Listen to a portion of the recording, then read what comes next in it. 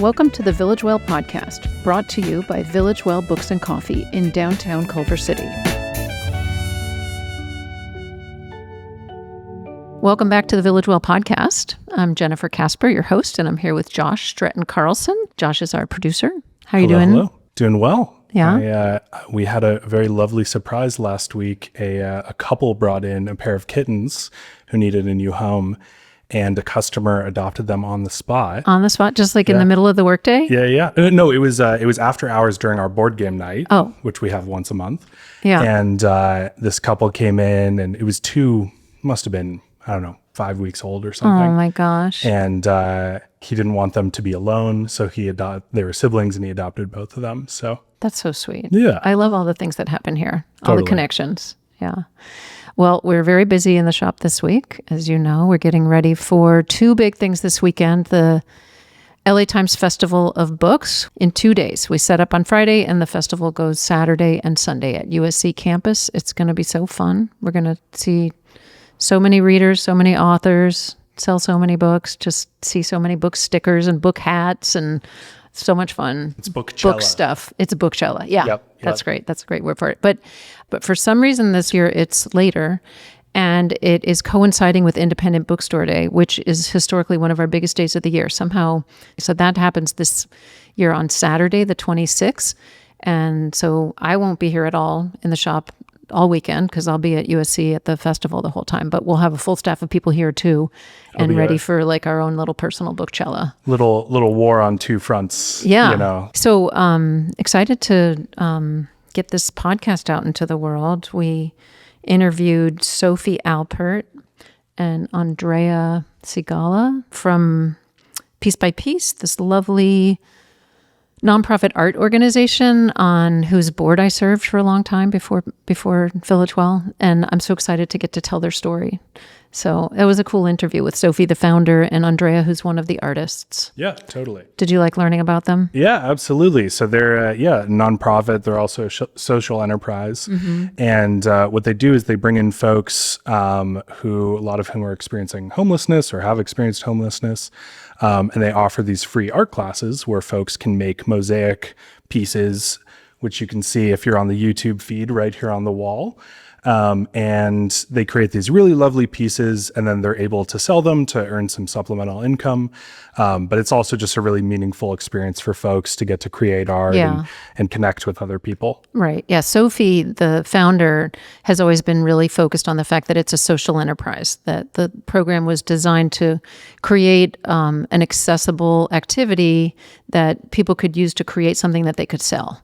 I mean, not that she doesn't appreciate it as an art organization, but I have always been struck by the art side of it. The people who participate, I met a guy who was an artist with Piece by Piece, and he would just talk about how when he moved into, he was homeless, he was sick, and he moved into permanent supportive housing. So he had a little apartment in this nice building, but he never got out of bed. He just was like so depressed from, just what all the things that had made him homeless. And he came inside, and he was inside. So he was relieved of the immediate stress of being homeless, but he was just like, now he was able to feel all the feelings, all the trauma of everything that led to him being homeless and everything that he felt during the time when he was homeless. And so he came downstairs one day, and he found the Mosaic program, and he started doing it. And then he just got so hooked on it. He said, this gives me a reason to get out of bed in the morning, because it helped him to process what he was going through. And it's not, they don't book it as an art therapy program, but it has the benefits of art therapy. Absolutely. And one of the projects that Andrea touched on was really compelling, and we just wanted to give you some more context about it. But they made this mural after the Pulse nightclub shooting in Florida in 2016. They made a mural in honor of the victims with a bunch of rainbow-colored hearts. And then a couple years ago, they did some additional renovation on the piece, and Andrea was part of that. She made a blue heart to attach to the piece, and coming together in those moments is really powerful, and they were able to collaborate with artists from all over the country. So it's an organization doing really good work, and we're super happy to spotlight it. There's so many examples of like projects like that this organization does, where you're like, oh, this beautiful thing is being created to commemorate or memorialize something maybe terrible that happened, and all the people involved can feel something and can feel connected. And she loved it. She said one of her, it's on her bucket list to go visit the completed project in Florida. Yep. I love that. Great. Yeah. Well, we hope you enjoy. Yep. Enjoy the episode. Welcome back to the Village Well podcast. I'm your host, Jennifer Casper, and I'm so happy today to be joined by our guests, Sophie Alpert and Andrea Sigala, who are here to talk to us about the great nonprofit arts organization, Piece by Piece. So normally we talk to authors and other readers about books, but we are a bookstore space that also exhibits art. And right now we have an art exhibit hanging in our studio with art from this great organization, Piece by Piece. And I know it's great because I served on the board of it for about a decade before I started Village Well. And I joined the board because I loved it so much. And I loved it the whole time I was on the board. And I continue to love it and support it every way I can. And I'm so excited to share the story of this organization with you all. And if you are listening, you might want to hop over to follow us on our YouTube feed, because you can see some examples of the art behind us, and we're going to intersperse some photos of the art too, so that you can see how gorgeous it is. So I'm going to start with you, Sophie. Sophie, you're the founder of the organization, and we always start our podcast interviews by asking our guests to give us a shelf talker, which is, a brief description on the size of an index card. So can you give us a shelf talker for Piece by Piece? Yes, I'd love to. Piece by Piece is all about community, arts, healing, friendships, and we are a social enterprise. Oh, that's great. Andrea, you are a participant. You're one of the artists who participates in Piece by Piece's workshops. We're happy to have you here and talk about what it's like to be an artist at Piece by Piece. Thank you. Thank you for having me. Well, it's an experience that I never even dreamed I could be in. Piece by Piece is an organization where they welcome you with open arms, open heart. They put broken cups, dishes together, broken souls. They put it back together, and here I am. Yeah. So it's an organization that does mosaic art. And were you a mosaic artist before you came to Piece by Piece? No. But I think most people are familiar. Can you just describe, in case anybody's not familiar with mosaic art, what it is? We make forms with broken dishes. We put them back together as like a puzzle, and just turn beautiful. It does. Somehow. It turns so beautiful, yeah. Yes. So Sophie, why don't you tell us the story of how Piece by Piece came about? What was the year that you founded it? It was founded in 2007, but my inspiration started before then. I took a trip to South Africa where I visited many social enterprises where I was very inspired. They were helping women that were HIV positive create beautiful beaded items and helping these women sell the items, receiving most of the proceeds. And I thought, wow, this is just a simple project, and how can I take this back to our city in a way that would make sense? And I had always loved mosaics. I love art, and I wanted to find an art form that would be accessible. I had worked in Skid Row in my 20s at a daycare center, and I knew that I wanted to go back and do something there. And the reason I chose mosaics is because it could be created out of found objects, inexpensive pieces of tile, stained glass, found objects, and that was very important. And it also could be sustainable. And being coming from a family in the recycling business, that was also a part of trying to be green. So mosaic is really like an artistic form of recycling. Yes, and creates something beautiful out of broken pieces. And I loved the whole metaphor of putting something back together that had been broken. And I was particularly wanting to help our underserved residents in Los Angeles through their struggles, people that had experienced homelessness or were facing economic insecurity.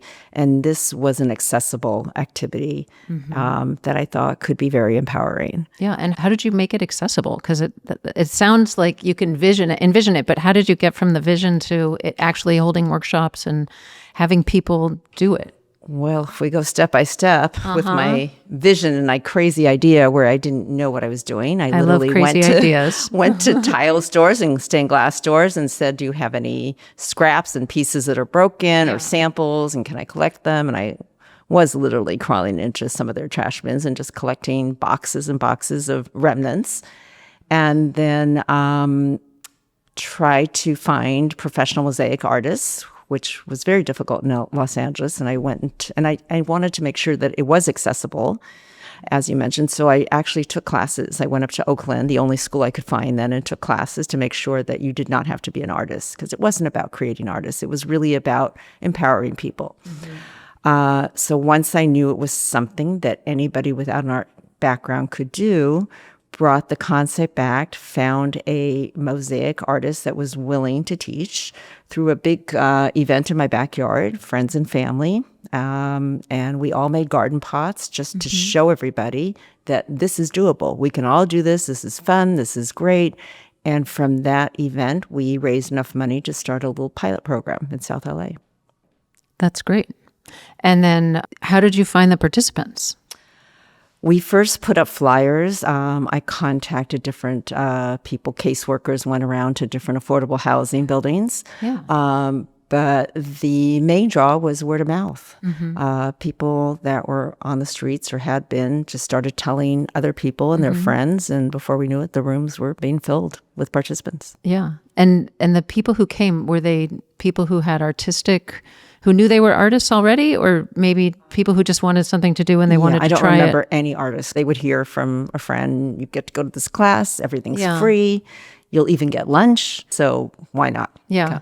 Yeah. That's funny that you say that you don't remember any artists, because in my time with the organization, so many of the people I met, like, they were clearly artists, either before they fell on hard times or I don't know. Like you when you talk to them, you'd say, "Oh, this person's an artist." Maybe they just had never had an opportunity, right? That creativity to explore their creativity. Yeah. I mean, we had a flower designer who had fallen on hard times, and she obviously had a lot of artistic talent. I mean, they weren't necessarily. Nobody was a mosaic artist, right? No one was a trained mosaic artist. Yes, but a lot of talent emerged. Yeah, totally. We all have it. Yeah. Andrea, tell me about how you found your way to Piece by Piece. When did you first hear of it?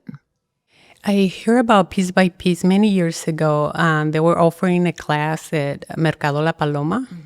And I put my name down for the email list. Then years later, I needed something to do because with COVID, I lost most of my work. So and with COVID, as you can see, you just couldn't. People weren't using cleaners in the same way. No, I didn't. They didn't want me there. I don't want to go there. You know how it was. Yeah, it's crazy. Then I was diagnosed with breast cancer, I was having some anxiety issues. Anxiety issues. Yeah. After 6 months of being treated, I had some leftover PTSD and stuff like that. Yes. And then what was it like when you first came to your first Piece by Piece? Was it a class? It was a class. There were Miss B offered me to do either a piece for myself or help collaborate to a mural they were doing for Miami with the gay club shooting. We were doing that. And so I decided to do a little heart. I still have the picture. It was May 1st, 2023. Okay. And I sent it, and I completely fall in love with my piece. Now I go back, and it's like not that cute, but back that day, I was like, oh my God, I did this. And, do you remember what it felt like when you were in that first class and making your first piece? After I started working on it, and when I finished the heart, I was proud. Yeah. I was very proud, and 2 hours went by. Did you use a lot of different colors or? Mostly blue. Blue is my favorite. A blue heart. Yeah. Blue heart. And where is that piece now? In Miami. Oh, it went and a off to mirror. Miami as part of Yeah. that project. We did a heart for each person who died that day. Oh, And it's one of my bucket lists to go back and see. to go to Miami and see that To see finished how piece. Oh, I yes, love that. Yes. I love that. We have a piece by piece mural in Village Well. When we opened, we commissioned a piece, and it goes across the front of our coffee bar, our counter where you order from the cafe, and it's a landscape of Culver City scenes. And when we first opened, not only did the artists of Piece by Piece help build it, but we invited the community to get the kids involved. It was during COVID, and the kids were home with nothing to do. So we offered anyone who wanted one a little kit with a heart or a coffee cup or a flower to just create it, and we would incorporate it into the mural. So we ended up with way more than would fit in the mural itself. So we have those mosaics all over the shop. But I love it when people come in and they say, this is the flower I worked on, or one of the artists, Vicky, one of the artists from Piece by Piece, was here over the weekend, and she was pointing out the trees that she had worked on. And I love that about Mosaic, that it can be a group project, and then you can feel so connected to it. And Sophie, I've heard you talk about how when people take home the art, it like continues that connection. Yes, I mean, it's like, well, the point of this was a social enterprise to help people earn some much needed Oh, right. supplementary. We haven't even talked about that part yet. Income. I thought if they ended up making enough for some grocery money, I'd be happy. And then realized that one of the most positive impacts was just the self-confidence, the sense of self-worth, and just accomplishment that people were feeling. So that part of Piece by Piece has become so valuable, and it's just really part of what we do is this empowerment, connection, and being able to look at your piece. And many people choose not to sell their work. They want to give their mosaic as a birthday gift, or look at it every day and just be proud that they were able to create this beautiful piece of art. Yeah. Tell us more, Andrea, about other pieces you've made. Oh, I participated in the heart at Paramount. It was a big 3D heart that we made, and it's right now in Paramount Park. Paramount, yeah. Is that the city of Paramount? Yes. It's just a gorgeous sculptural piece. It's just... It's big. It's like 5 by so beautiful. 4, Yeah. 3D. It's a 3D heart. Yes. Sculpture. How many people worked on that? Everybody. Yeah. Everybody. Took your work in it. People embedded their little pieces in it. So it was Yeah. a large community piece. Yes, we also went into the senior in Paramount Park, and we teach them how to make flowers. Oh, okay. And we incorporate those flowers to the heart. Yeah. And we invite these people and make a map where the heart and the flower is, so they can locate it. And Yeah. it was fun. Yes. So. Similar to what you described, Jennifer, where you involved Culver City community and the kids and the families. Right. That's one of the things that I think Piece by Piece does best, involve the community. Yeah, all And those. that's, what we did with Paramount, with the seniors. And we try to do that wherever we do a community project. And then It's people have great. ownership and can to the piece. I love that. The more connected people Yes. feel, the more they appreciate it. Have you made any art pieces that you've kept for yourself? A lot of them. One of the problems I encounter with this mosaic making is that every time you're making something, it's like a piece of you. Yeah. And I have a hard time getting rid of them. I have in my house a lot. It gets very personal. I want to know who bought that piece, where they hang it, what they think about it. Do you still go to classes, or you just go to Piece by Piece to make art?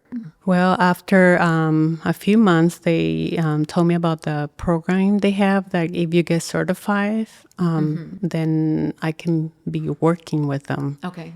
And so right now I'm certified level 2. That means I can, if they have a commission, I can work to make it happen. Yeah. I get paid. I also take classes with them. And that's what I'm still doing 2 years after the very first One day. of the words you used, Sophie, to describe in your shelf talker was friendship. So have you made friends? Everybody there is my friend. Yeah.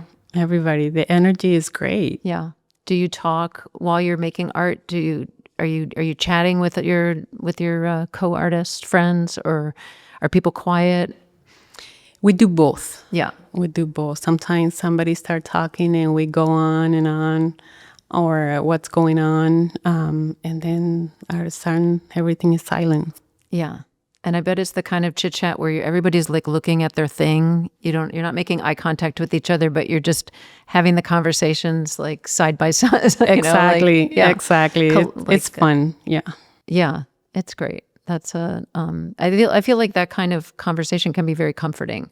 It's connecting. It feels like it doesn't have a big importance to it. You might not be like solving a big problem with your conversation, but you're establishing these friendship connections, which are so much of what people need today. Yes, exactly. We talk about everything and anything, and then we get to know each other that way. Yeah. We spend a lot of hours together, so we have become more than friends, actually. Do you ever see each other outside of Piece by Piece? I do. Yeah. I do. Yes. Sometimes we go for coffee, or we go to events, and then we get together after that. And, Yeah. You mentioned teaching. When you went to the senior center, you were teaching people Mosaic. Was that you participating in the teaching also? I said teaching, but actually the teacher was doing that. I was just helping out with the But pieces. You were helping. Yeah. Yes. I don't. Yeah. Yeah. But Sophie, some of your participants become teachers. Is that right? That's true. And very proud of people that in our program that have worked their way up and become very talented and are now assistant instructors. And Andrea, you have too. Yes, she's very modest, but brought a couple kids in there, and you were teaching them how to make frames and spent a lot of time with them. And they were very talented. The kids were talented. Yeah. Yes. You were amazing with them. Yeah. You were helping them discover it, though. Yeah. A lot of people are talented that they just don't know, For me, it was very revealing. It was very teach me to be present.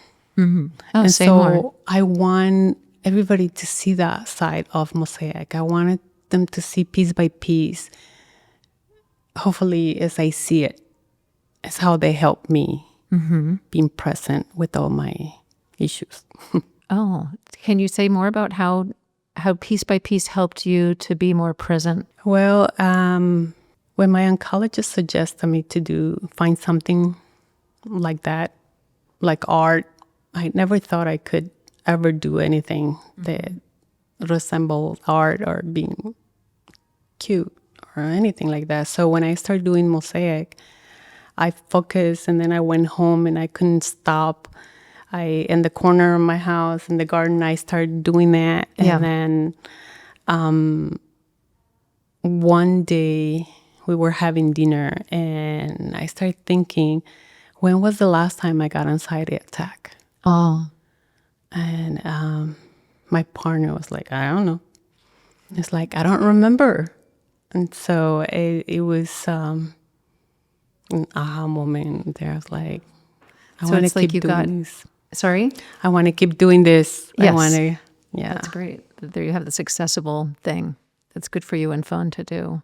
And it got you to get out of your head and just into your body, and that made the anxiety lift in some way. I was living in the future, which means I was afraid all the time. I was very afraid of what happened, if it happens again, or so. Mosaic and piece by piece helped me to be in the present. I don't think about the future as much anymore, and so that makes me happy. I love that. Thank you. Sophie, can you talk about those different teachers and how they came to you, what their backgrounds were? So we've always tried to hire professional artists that have their own careers going on the side. And that's why I think the quality of the work is so incredible. Don was the first professional mosaic artist I met. And Don Mendelsohn. Don Mendelsohn. And we just had coffee together. I emailed her out of the blue. I got her name when I was taking classes up in Oakland. I was looking for mosaic artists, and I sort of pitched this idea, and we connected really well, and she trusted me and shared my vision from the very beginning and started teaching. And Don brought Luce in, and Luce Macdarini, another very talented mosaic artist. So they were already experienced mosaic They artists. were, yes, and ready because to teach. we needed to have the quality of the work be superior. What about Havengers? Jose? So Jose, one of our proudest accomplishments in the program, came to us, I think, in 2008 or 2009. And I remember that he didn't even speak. He was very quiet. Yeah, he came as a participant, not as a teacher. As a participant for a very, very long time. And slowly his talents sort of became evident, and he got more and more talented and more confident. And I think it would be okay to share, because he has shared with me and in other venues as well, that at the time that he came, he was not in a good place. He was disenfranchised from his family. He had other health issues going on, and Piece by Piece was really something that changed his life. And as he became more talented and started selling his pieces and became confident, people in the classroom started to look to him for guidance. And he became such an asset. We turned to him for guidance for anything that we needed. He would just chip in and be there. He never missed a class, and worked his way up to become one of our most talented participants and assistant instructor. Yeah, and he's one of your leaders. Yeah. Yes. Tell me about commissions, because I mentioned we commissioned a mural here, but what other commissions have you done recently? I really, I love it when I hear that you have another commission, because it's another piece of beautiful art that can be in this part of our world and we can see it. But it helps support your organization so much when people can pay to get something big done. Yeah. So first of all, thank you, Jennifer, because you're welcome. The commission that you gave to Piece by Piece is one of my all-time favorites. And I love the way you have it at the bookstore. I'm so proud of it. I send people here all the time. Yeah, We'll always forever be grateful for that. So we get private commissions, and we do public art that we bid on through RFPs if they're available online. Yeah. But it's really the private commissions that sustain us more than anything else. Anything from a mural on a wall, a developer that has a building where they want some art, or somebody wants something in their conference room, or it could be these kids that I had mentioned earlier, teenagers actually, came from a client that is a repeat client who, when she was getting married in 2008, wanted to give back to the community, and we did a lot of work for her. She commissioned us to do all mosaic place cards and centerpieces, and now her twins are getting bar and bat mitzvah. So she came back to Piece by Piece saying, we can't do a celebration without including Piece by Piece. So now we've done a whole bunch of other mosaics that they're going to include in their celebrations. So, and don't you do award? I know you do award plaques. Yes, that's kind of our bread and butter. Yeah, so many award ceremonies that you see, they give out these pieces of lucite that aren't the most attractive things, and you want people to be proud of an award they got. So if it's a beautiful artistic and that's mosaic, it's something you can hang. I think we started with United Way and started creating these awards. So instead of another trophy or crystal piece on a mantle, we create a custom award with the organization logo on it, for example, customize it, and it becomes something very meaningful that people can talk about and feel good about. Yeah, and it'll be beautiful on their wall also. Yeah. There's so many great things. I love the garden spheres that you've done. I remember there was a affordable housing complex in the valley somewhere that had they had this beautiful landscaping with big grasses and then these colorful spheres that were settled in amid them. Yeah. We just did a big mural for LA Family Housing. Okay. I don't know if that's one of the ones with poppies, California poppies. Yeah. And yes, we do a lot. We've done stuff for PATH. We've done, different affordable housing. Corporations really love working with Piece by Piece because they understand that we're dealing with a lot of the same population. We can include their residents. Yeah. And I met Piece by Piece when it came to Skid Row Housing Trust, and I was on the board of Skid Row Housing Trust and then joined the Piece by Piece board during that partnership that lasted about a decade. So I love that connection. Yes. Tell me about the workshop that we're going to do here at Village Well in this very room on May 3rd, the week before Mother's Day. So we're going to have a fabulous day here where we get to share Piece by Piece with the community. One of the things that I love best, to really do a hands-on demo and have people participate where they can make small hearts and they can make frames. They can come with their kids, they can come with friends, and just see what we're all about, and just really feel the organization, because it's tactile, it's visual, and just being in the room with art feels great. Yeah. It's a fun art form to do, and soothing and meditative, like Andrea was describing before. Definitely, yeah. Yeah. So they can get tickets by going either to the Village Well website. In our events tab, we would direct you to the tickets, and I think it's also on the Piece by Piece website under events, right? Yes. Okay. Yes. And we scheduled it around Mother's Day. Maybe it's an activity you want to do with your mom, or maybe you come and you make a frame for your mom. And these frames are gorgeous. When we sell them, we sell some in the shop, and they're over $100 a piece because they're beautiful, one-of-a-kind works of art. But you could make one yourself and give it to your mom with a printed out photo, something many people don't see these days, Right. but they can be printed out. Yeah. Yes. And if people wanted to get in touch about commissioning art, they could find directions through your website also. Absolutely. And we just encourage people to come and visit and just be in the room with us and feel that positive energy. It's hard to describe it. Yeah. And meet our artists, Right. who are always really, really willing to share their stories, their art, and just be a part of our Piece by Piece family. Excellent. Good. Well, I'm so happy that, when we expanded last year, we built this room that we call the studio, and it was intended to be a meeting room. So because it wasn't always going to be available to customers, we decided not to put merchandise in here.